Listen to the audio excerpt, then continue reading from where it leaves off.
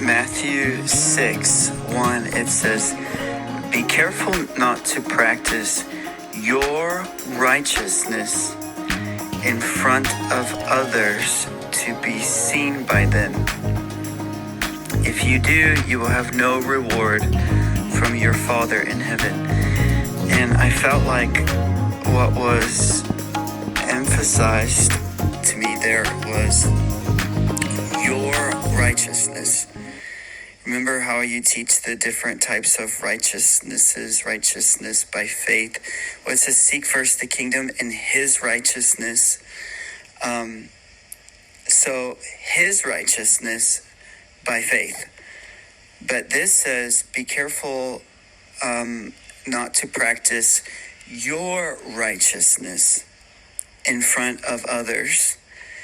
And why that is so profound to me is because the apostles and disciples were always boasting in their weakness. Like they were boasting in God's ability, and they were boasting in God and not their own righteousness.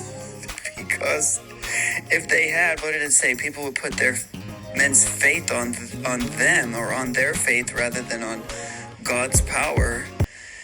But it doesn't say, be careful not to practice. It says not to practice your righteousness, but it doesn't say not to practice his righteousness, meaning that's what we're boasting in. That is what we're boasting in. So I want to do that as loudly as possible while being so careful not to practice my righteousness and for there to be any mistake that this has anything to do with my behavior. Doesn't matter how squeaky clean he makes me, my behavior will never cut it. My righteousness will never be enough.